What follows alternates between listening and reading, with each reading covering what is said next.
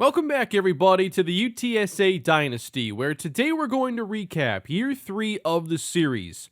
But this video is going to include a little bit more, as I wanted to include some highlights of the college football playoff, but also the final college game of Bob Young's career at Cincinnati. And that's where we're going to begin things, as Cincinnati went 11-2 this year and qualified for the Sugar Bowl against number 5 Arkansas, a team that just missed out on the college football playoff. We saw Bob Young in the regular season finale, where they played extremely well against us, and Bob Young got a little revenge against his old team. But how would his college career end? Facing off against the Arkansas Razorbacks. We go into the first quarter, and Bob Young throwing across the middle to Will Pauling. That is a 22-yarder. And later in the drive, hitting a pass underneath again to Jerome Ford. And that would lead to a Cincinnati field goal. Bearcats get on the board first, and then their defense put to the test, as Arkansas gets a good catch and run off the screen. The Arkansas quarterback is KJ Jefferson, and he gets taken down for a loss by Jaheim Thomas, a player who had an outstanding game against us, and that would lead to an Arkansas missed field goal. A low-scoring start, Cincinnati in front 3-0, and following the missed field goal, Bob Young going deep and finding an open receiver. Tyler Scott beats the defense for 63. Uncovered, and Cincinnati jumps out in front 10-0. How about Bob Young breaking another Cincinnati passing record? It's really been a special season for him. Not quite what the Razorbacks had in mind going into this game. KJ Jefferson, the veteran quarterback, trying to bring the Hogs back. Good run here to set up a first down. And then they give it to Dominique Johnson. And the running back sets them up inside the 10, looking for those first points. But on third down, unable to escape the pocket, KJ Jefferson is sacked. The Cincinnati defense playing about as well as they did against us in that finale. Trying to increase the lead before halftime, and the Arkansas defense steps up. They sack Bob Young. 30 seconds to go now in the first half, and Young comes right back, throws a laser across the middle, and Cincinnati gets it inside chip shot field goal range. Young looking for a little more than that, however, and he's just off the mark on this throw. They would have to settle for 3, but are more than happy with a 13-3 lead at the half. Cincinnati only had 1 yard rushing in the first half, but the play of Bob Young helped them build the lead. Now up 7 in the third quarter. Young trying to go deep on the Razorbacks again, but gets intercepted. Arkansas gets a good return out of it and look for another answer. But on third down, Cincinnati came up time and time again. At this point, Arkansas just 2 of 10 on third down. This SEC offense not finding much success against Cincinnati. And Bob Young, following his interception, goes right back to throwing downfield. Hooks up with Jaden Thompson, and then hits him with the read option, which he did against us for a big touchdown. Maybe it's something they've been doing all season. Here's a third down. How about this throw getting past the defender? They get another first down out of it, and this would lead to a field goal try for the Bearcats as they get that 2-score lead built back up again. So the defense that played well in the first 3 quarters just needs to finish things off. Down 10, KJ Jefferson finds an open man. That is Hudson Henry, and he takes it all the way for a touchdown. The first of the day for the Razorbacks as they make this a game again, and the gap is closed to 3. Trying to spoil the Bearcats' big day. Jefferson with the Razorbacks down 3. There's a pass to get across midfield to Rocket Sanders. Razorbacks get it to 3rd and 1. Jefferson trying to run for the first down, and he's taken down for a loss. Down by 3, they bring out the field goal team, but a false start backs them up. It was already a 50-plus yard field goal try, so they put the offense back on the field and throw a screen pass that Cincinnati is clearly prepared for. They get the turnover on downs and try to look to put this game away. Cincinnati on a 3rd and 7. Bob Young just dumps it across the middle. They move the sticks with Chris Scott. Arkansas running out of chances, only 3 minutes to go in the game. Another 3rd down and another conversion to Chris Scott. Not many more chances to get the ball back as Bob Young runs for yet another 1st down. It just keeps working. Nobody's ever prepared for it. Approaching the 2-minute mark, and Young almost daggers Arkansas right there, but the pass is dropped. A huge break for the Razorbacks, and they would get the stop and ensure they still have a chance in this one. Cincinnati would make the field goal. It becomes a 6-point game. The stage set for KJ Jefferson one last time.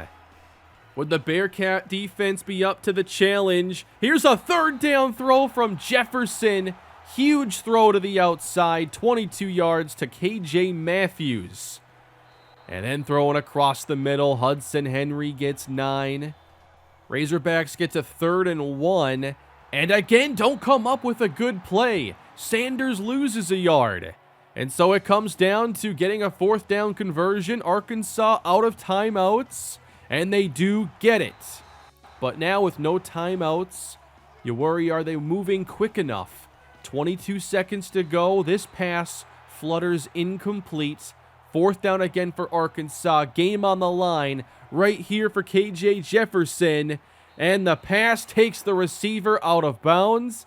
And that means Bob Young wins his finale. And it's a 12-2 season for Cincinnati. They win the Sugar Bowl. They win the Big 12. And it's a phenomenal end to Bob Young's college career. Cincinnati gave him a chance, and he had an outstanding season. The Bearcats were dreadful last year, but they didn't have the right quarterback after losing Desmond Ridder and 2 players who were behind him. Bob Young helped Cincinnati get back on track, and you couldn't ask for a better end to his career. And that leads us into the college football playoff. This is very easy to implement using the NCAA 14 Dynasty tool. Clemson, Georgia, Washington, and BYU all qualify. In the matchup between the 2 and 3 seeded teams, it went to overtime, but the Dogs emerge victorious. Brock Vandegrift has a big game, throwing for over 350 yards, and that punches the ticket for Georgia to meet Clemson in the finale, as the Tigers easily defeated BYU 58-10. 5 touchdowns for DJ Uiagalelei. The top 2 seeds both advance, and here are the rosters of the 2 best teams in college football this season. And neither team is a stranger to playing in these big college football playoff games. And I'd like to keep including this in the recaps because of how easy it is to implement and how cool this mod is. Clemson had to be the favorites going into the national championship with a 14-0 record and in first place in so many categories, including scoring offense and scoring defense. So you expect maybe the Tiger defense gets off to a great start, but Georgia tries to hit them with the running game early on, running it inside with Kendall Milton for some good opening drive success. You want to get into these 3rd and shorts, you can convert those, and Georgia takes their opening drive across midfield. But Clemson answers back. They make a play on the jet sweep to force a 3rd and long. Brock Vandegrift facing the pressure, and he is taken down. What started off as a positive drive for Georgia ends up with no points. Scoreless later in the first quarter, DJ Uiagalelei throwing downfield to Dakari Collins. There's a gain of 18 yards. But don't forget, the Dogs can play some defense as well. They come up with a stop, forcing Clemson to try a long field goal. This actually their second try of the quarter, and they missed both of them. A slow start for these offenses, not able to get long drives into opposing territory. This is the final play of the first quarter as Georgia does get the big pass downfield. A one-handed catch, 40 yards. It would lead to a field goal for the first points. Here's Clemson trying to answer back. 3rd and 13. How about DJ Uiagalelei getting intercepted? Throwing it right to a zone-dropping defensive lineman, Warren Brinson. That gives Georgia a short field and a chance to build up a lead. But Clemson playing great defense and putting a lot of pressure on Vandegrift. They limit the damage. Georgia didn't even score following the interception. So it's still 3-0. Dogs coming up with a stop once again later in the first half. And they continued to trade defensive stops, drive after drive. Both quarterbacks who shined in their previous playoff games getting off to rough starts. DJ had the interception earlier, but comes back going over the top of the Georgia defense. A 55-yard touchdown to E.J. Williams, and finally, a touchdown in the finale. Clemson would get another chance before halftime and continue to throw it deep on the Dogs. Another touchdown. Touchdown to Joe this time, and suddenly Clemson taking advantage like we might have expected, just in a different kind of way. In the third quarter, DJ trying to go deep again, but throws an ill-advised pass that gets intercepted. This is 3rd interception of the game, yet Clemson in front by 11. Georgia has to capitalize on one of these turnovers eventually, right? Well, not so fast. They go 3 and out immediately following and punt it back to Clemson, giving them a short field after a good return by Will Shipley. So right back to the air again, and not afraid to keep throwing downfield. 20 yards to Brandon Spector. That would lead to a field goal. Clemson leads by 2 touchdowns. As we near the fourth quarter, Georgia decides they'll go downfield, and somehow Ladd McConkey comes away with the football. The next play isn't quite as difficult as they finally get close to the end zone and can't really afford to settle for a field goal at this point. They are able to punch it in as Georgia finally gets that touchdown.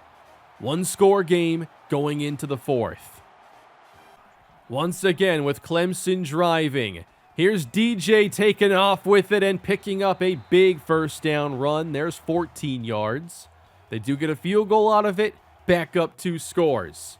Georgia driving. 4th down. Floated into coverage and broken up by Jeremiah Trotter Jr. Tough defense throughout this game from Clemson. They don't allow much more than 10 points a game. It's hard to get multiple touchdowns on them. Final gasp here for Georgia.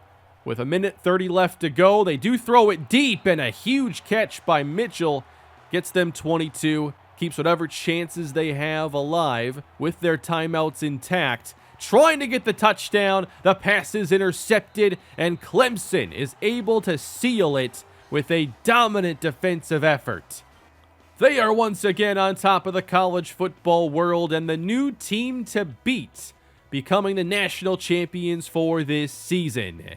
E.J. Williams is player of the game, and Clemson goes a perfect 15-0 on the season. What a run for them. Perhaps in the future we'll even expand to an 8-team playoff and see what that leads to, but it was fun to finally implement this into the series. If you enjoyed those highlights being included, let me know, and I can keep including those in future recaps. But now let's talk about UTSA. We, of course, won our bowl game convincingly against Temple, and I kind of expected that would be the case. We actually shut them out, first shutout of the series, 31-0. We went 9-4 this year, and all in all, it was a pretty good season. We've gone 8-5, 8-5, and now 9-4, and have won all 3 of our bowl games. But this felt like a year where we had a lot more potential, and we left some meat on the bone this season.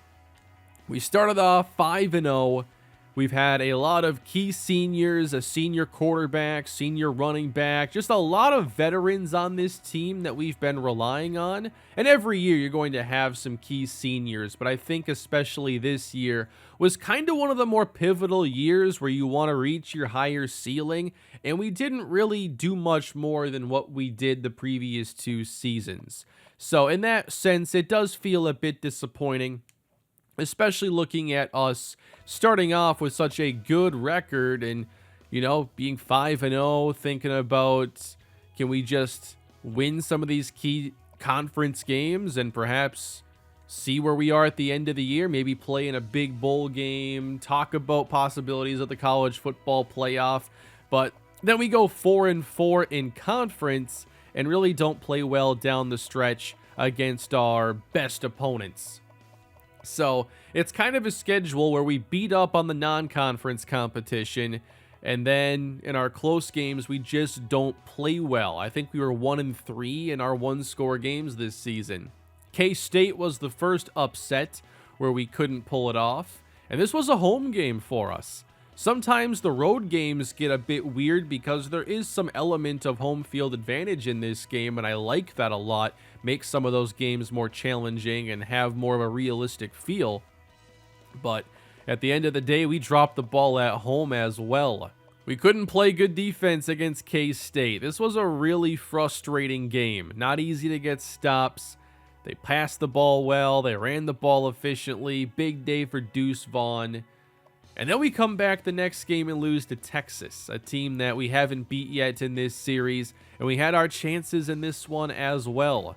Good game, high scoring, lot of action, but just not able to pull it off at the end. Again, getting run all over. The Baylor game was disappointing, and that was just classic, going on the road late in the year. They want to pull off an upset. They want to be bowl eligible, and they ride that wave to an upset, 31-28. Yeah. Again, you look at these losses, and there is a trend, giving up a lot of production on the ground. And then against Cincinnati, we go up against Bob Young, and we didn't do well on either side of the football in this game. So ultimately, I do think we missed the mark this year. Didn't have the season I was hoping for, but it was still a pretty good season. And there were some fun developments throughout. I think obviously you look at the episodes being infrequent and sometimes 2 weeks between videos, and you wonder if I had tightened up the schedule on it, maybe would have played better in some of these games. At the end of the day, we still passed the ball well with Jacoby Criswell. We took things a step further this year, and that's because for once I actually really focused on our best offensive player, Joe Wright. In many series, I spread the ball around so much and nobody really stands out in a big way, but I knew Joe Wright was different and was by far the player we had to be targeting the most. And he's come so far from his freshman season. A player who was so unreliable, couldn't catch the ball as a freshman, and then all of a sudden took care of that after his freshman year. Started making plays downfield, underneath, just became the player you want to go to in any scenario. Touchdowns skyrocketed this year to 16, 1,327 yards. One of the best receivers I've had now in any dynasty. And I don't know with the logic for players leaving in the mod if there's a chance he could turn pro, but given his production, I think you would expect it. But at 86 overall, that's not, you don't see 86 overalls declaring early in this game. It would have to be something from the mod, and we'll have to see what ends up happening. We did end up running the football decently down the stretch, and it was Vince Taylor's best season. He ended up with 5.4 yards a carry, gave us 8 runs at 20 yards or more, finally had some big play potential, but I don't quite think he met the hype that I had for him going into this 3-year stretch of him being the starter. We had Curtis Mills outshine him from time to time, but not so much this year, as Taylor did have a good end to his career. Ketron Jackson stays involved in the running game and in the receiving game, and should have a big role again next year, assuming he doesn't like transfer away or anything weird. That's always a possibility, and it's how we got him in the first place. But Curtis Davis, 590, 4 touchdowns. He'll have his spike weeks from time to time and has some big play upside. I like Curtis Davis. Then you go to Chris Woods, who's been completely unreliable. 10 drops this year. He's so inconsistent. He reminds me of like a less dynamic version of McCole Hardman, where he always has these opportunities but doesn't always cash in and make the most out of them. But he's about to graduate, so we'll have a new third receiver next season. Along the offensive line, 10 sacks given up by Jay Coley, a junior. Chris Bolin is going to be graduating, along with center Willie Kelly. So a couple changes there.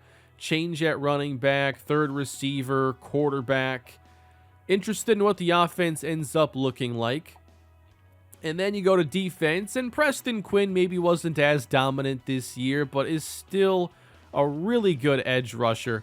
But it's interesting how his sacks have declined each of the seasons following his big freshman breakout, but 43 sacks in 3 years. Another player that you would expect to declare based on the production, but doesn't have the overall rating.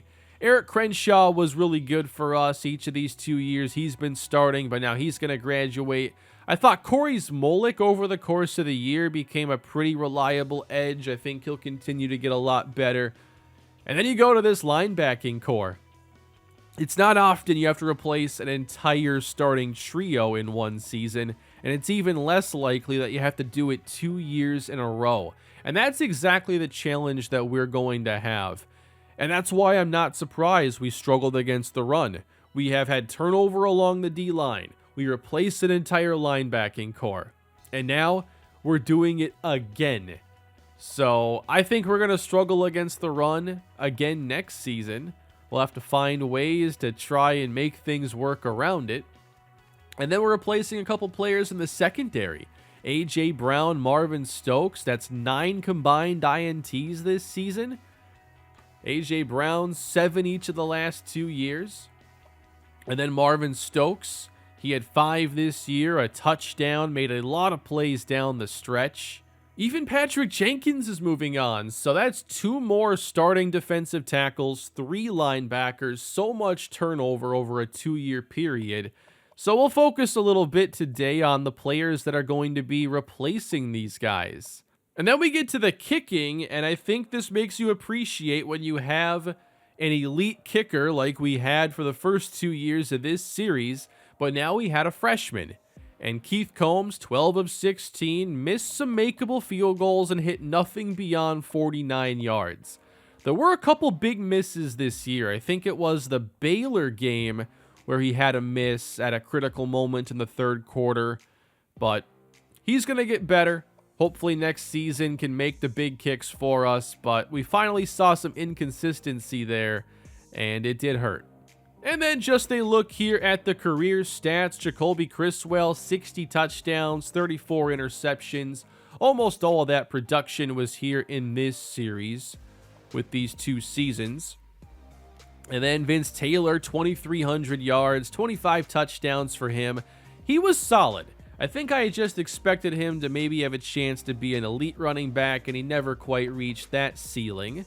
Joe Wright, now 25 touchdowns, 160 plus catches, almost 3,000 yards, and hopefully 1 more year to help us get a new quarterback acquainted with the offense. And without him, you wonder like how good this offense could really be, because he opened things up for us tremendously.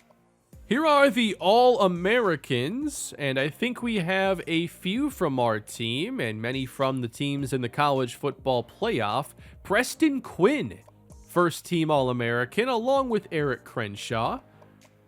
And then Jason Hall and Marvin Stokes. Safeties make it here oftentimes. But 4 defenders are first-team All-Americans for a defense that was good here and there, but certainly had games where they let us down. Cedric Parker was very productive, and I'm going to miss him. Felt like he was a guy that if you had like one more year could have really broken out as a star. And then we had kick returner Deshaun Washington. For freshman, I wonder about Zmolik, and he does make it. I think he's going to be really good. He's a guy that's going to be tough to block. And then all Big 12. Of course, number one receiver is going to be Joe Wright, but Bob Young, first team All-American as the quarterback. You do wonder about the alternate universe where he starts for us. And I think the offense just would have looked so different in that case because you really couldn't have gotten outside the pocket much with him. It would have probably been a very like spread, almost air raid type of offense, which is something I haven't really done before. And I'm not sure I would have done all that well.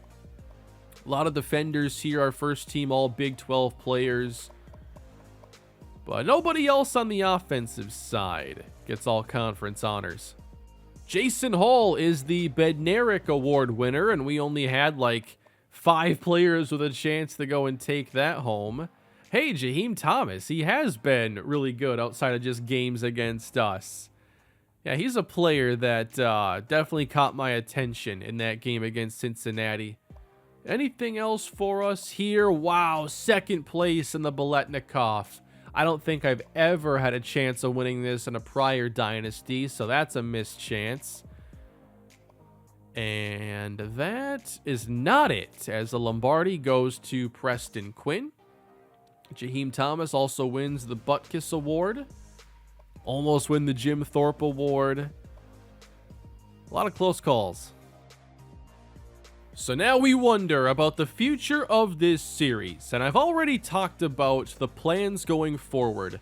I'm going to be taking a break from this series after this episode to then get refocused on the Rockies franchise. When that season comes to an end, we're going to go back to UTSA to do another season. A big goal for me going forward is to focus on the overall momentum of the series that I'm working on. I really don't like having series where it feels like a season is dragging on, episodes are coming out infrequently, people are getting less interested because the series is just not getting posted enough, and it just doesn't make for a satisfied viewing experience. So a big thing for me is just when I'm working on a series, I want what I'm working on to come out fast and frequent, and if that means I have to work on less series at a given time, then that is what needs to be done. I want to focus on the momentum, get episodes out quicker. It should not take 3 months for a season here playing college football, even during football season, which is always hectic for me. So I've really enjoyed making the episodes lately. Had a lot of fun down the stretch. The more challenging the games got, the more fun I was having with them, even through losses. I really enjoyed the challenge. It's been refreshing. But now, when we do revisit the team, what is it going to look like? A.J. Brown is going to move on. Jason Hall, you have to think there's a chance. All-American, junior, 90 overall. The mod does have like different players leaving Logic for transfers and early declares, so we'll see what happens on that front, and maybe there are some surprises coming. Vince Taylor is gone. Willie Kelly, Eric Crenshaw, Marvin Stokes, Jacoby Criswell. Every year, you lose a lot of key seniors and you wonder, all right, do we really have the players to replace? And in this case, I'm just not sure the recruiting has been up to par. There was the 1 year where we had like a bottom-ranked recruiting class, and that can get highlighted in a situation like this going into next season. So you're looking at a quarterback who is either not on the team right now or is probably going to be Trey Irvine. And that's who I imagine is the quarterback week 1 of next year. Doesn't have a strong arm. Throw power is 84. His accuracy is around what Criswell's is. And he does have some mobility. So he's faster but less acceleration. Oh, his accuracy is lower. Okay, but that's also like he's going to develop after this year. and I imagine as a passer, he's pretty similar. So you like our chances of being able to work in the new quarterback and kind of hit the ground running there, as long as there aren't any surprises? Like, what if he ends up transferring away? If that happens, all of a sudden, you don't have much left. You have Cameron Williams, who has no accuracy, and the offense would be in a rough spot. At running back, I think the guy you have to watch out for is going to be Deshaun Washington, but Curtis Mills should also be back. And they are really similar athletes with good speed, good acceleration, but Washington just has the edge in terms of elusiveness and trucking and moves. So I give him the edge, and if he's starting, he won't be a kick returner any longer. But we also have some guys that I have been redshirting, and then the recruiting class has some running backs that we'll go through as well.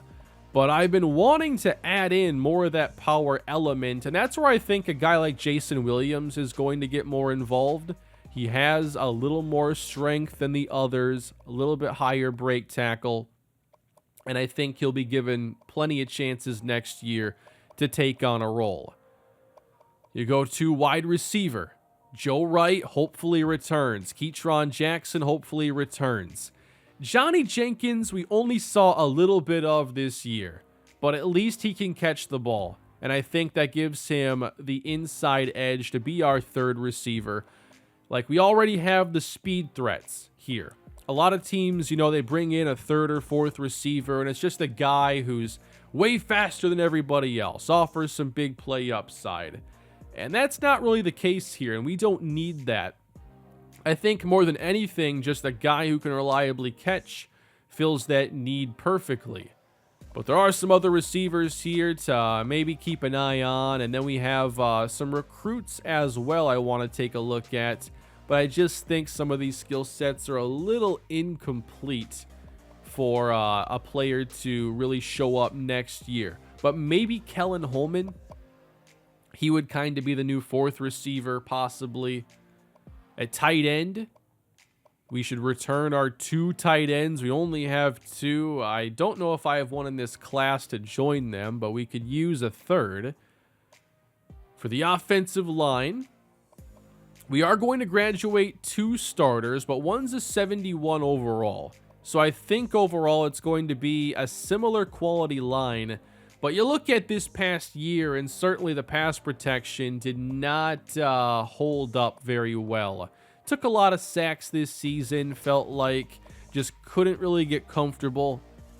And I think having a situation like that just leads to even more targets to Joe Wright, because you question going to anybody else in those key situations.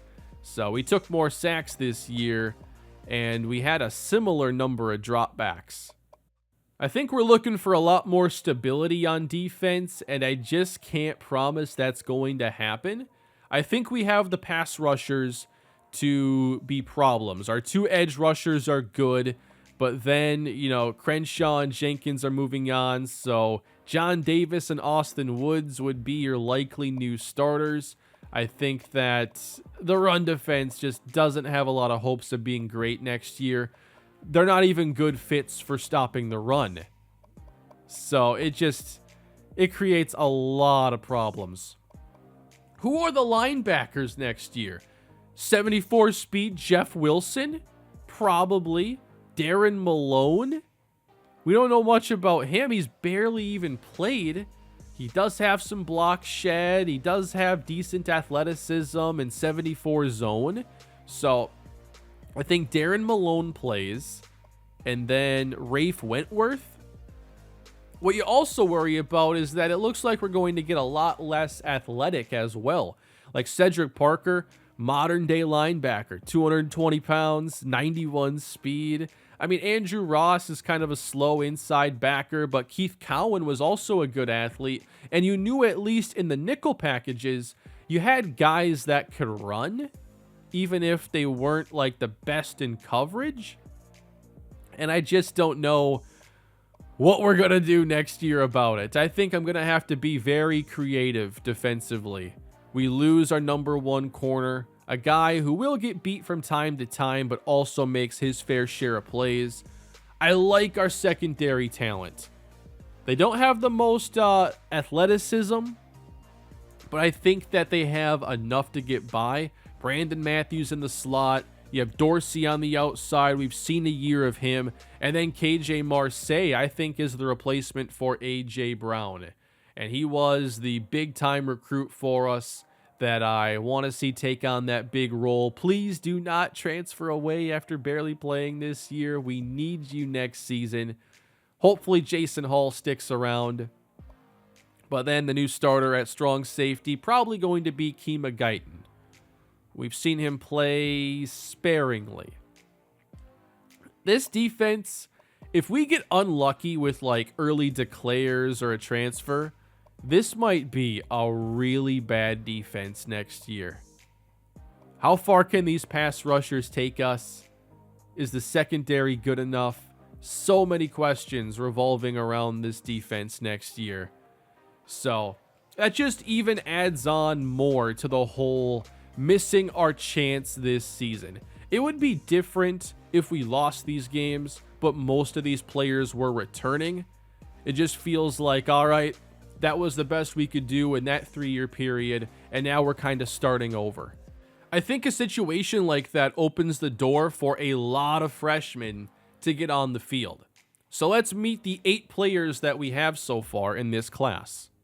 Garrett Jarwin is a center, and we're losing our starting center this year. But I don't think he'll be ready to play early on, as he's not all that strong, and his pass and run blocks are in the 70s. He's going to need some time, but was still a really good find for us. Quarterback, Jake Garcia. I suppose if Trey Irvine were to say transfer away, he would be in the running to be the starter. I'd say even without, though, because the accuracies are an unknown, he also has a chance next year as a true freshman. We don't know about his throw power or his accuracy. We know that he's a similar athlete to Irvine and Criswell. He's got a chance to eventually be a starter. He was the number 16 quarterback in the country. Joshua Usher, cornerback. We do have some corners moving on. I like the athleticism upside with him, but man coverage could drag down his overall early on, and maybe he'd be a better fit at safety. Defensive end, Freddie Wallace. We're going to need a new backup next year at edge, so there will be a chance. And he's one of those players who has like pretty good skills, but he's just not a great athlete. And you don't know what you're quite going to get out of those guys, but they can rotate in from time to time. How about linebacker Joe Delforge? You know our linebacker situation at this point. Delforge offers little to no athleticism at the position, but he does offer versatility if you use him in a blitzing role or as an edge defender.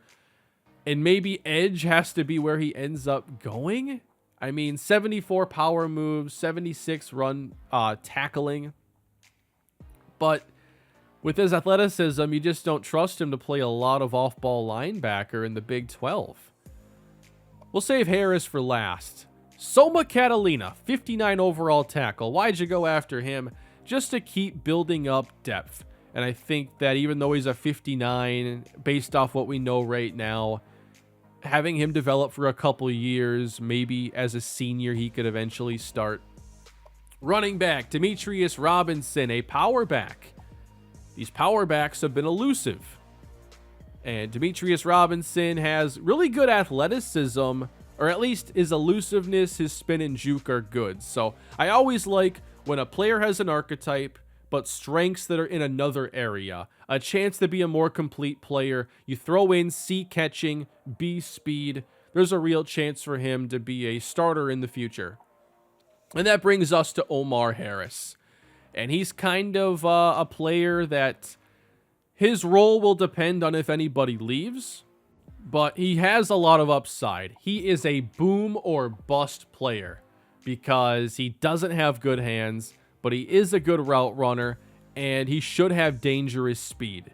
Hopefully that comes in somewhere in the high 90s, and he could eventually be a replacement for Keatron Jackson. Although he doesn't have the elusiveness, he seems like more of a straight line speed guy with lower agility, low strength. So he might just be a deep threat guy. And once we move on from Joe Wright, we're going to need to regain that role again. So his future has some potential. Who else are we going after once we do get to the off season? Well, we have John Pocic. I forget how to pronounce this name all the time. He's an athlete who does have a lot of cover skill and a lot of receiver skill at the same time. Plenty of options, enough talent to eventually just figure it out. Another speed receiver, Aaron Leroy from Arizona. We already know his speed and his catching. There won't be any surprises with him. Similar to Omar Harris, but a step down in terms of overall. And then you get into players who, like, if you show up, you're probably starting. Jalen Davis from New Hampshire. B speed, 75 tackle, can rush a passer a little bit. He can't really cover, but we also can't afford to be really picky right now. I think he's a player we're going to be all in on in the offseason because we might need him to start. And we got Michigan on our heels here, 500 points down. Another player, though, I'm really excited about and I think will land is James Johnson. Only a 200-pound outside linebacker. And he has really high block shed, really high zone coverage, and you just hope you can be lucky with the athleticism. We're only seeing C speed. If we could just eke out like an 80 there and get lucky, I think you have another day one starter and a 3-down player next season. Justin Golson, another linebacker. You can tell I've been worried about this situation. 80 speed, 72 agility. He might find himself onto the field as well. It depends who we get, who we don't, because it's just going to be a weak position group. Drico Hartfield from Minnesota. 88 speed, elusiveness, spin, juke. An intriguing player that I'd like to add to our running back team. Alec Ward at defensive end. Probably not going to be super into him or these other two players. I think I end up putting a lot of points into Jalen Davis, James Johnson, and John Pocic. Aaron Leroy is not a player we have to go after. We're already losing and have a player with the same archetype already in the class that is better. So I think you go a lot of points here, a lot more points into the linebackers, maybe Golson and then Hartfield, and then call it a day. And hope you maybe get lucky in terms of a transfer. Can we get Jaheim Thomas from Cincinnati? I think that would be a huge help for us. And you never know. I mean, after the first offseason, transfers really saved us. It gave us Keatron Jackson, gave us Patrick Jenkins, gave us some offensive linemen. Next year, then nobody wants to transfer in. This year would be a good year for us to get transfers, because I think at most it's going to be like a 13-player recruiting class, and I think we have 18 players outgoing. So the door is open for walk-ons, the door is open for transfers, and there are so many question marks surrounding year 4 of this dynasty. This is why recruiting is so important, so you can bridge the gap and you can move off of starters and still be good. But this is where that first recruiting class is actually mattering, and us not landing much is hurting. I expect year 4 to be very challenging, and usually these dynasties get easier and easier the more you go. Next year could be a step back, but do our stars lead the way and offer enough upside? Can Joe Wright come back and have a big senior year? Can Keatron Jackson deliver some explosiveness? I think our running game can be better as the offensive line improves. We've just struggled so much in that department, under 100 yards a game this year. That'll be a point of emphasis to try to get back on track with that. And hopefully the quarterback play isn't a significant drop-off. that is another risk, that Irvine's accuracy does not develop and that there isn't another good option. I am very excited to see what Year 4 brings to this series. But now it is time for us to take that break that I've talked about. We will bring the series back whenever the Rocky season comes to an end, and hopefully it's not a very long break. But when I bring the series back, the plan will be to have a much faster season, a lot more momentum as I talked about. And I hope everybody is still interested when the series does return. Alternating series is something I've thought about for a long time, and now is certainly the time to try it out and just see how it goes. And with no college football game coming out next year, as that's been pushed to 2024, there is still a lot of time to play out more seasons here with the Roadrunners. I want to thank you all for your patience and support throughout the 3 seasons of this dynasty to this point. I am looking forward to coming back to it, and I know there are going to be a lot of challenges waiting for us.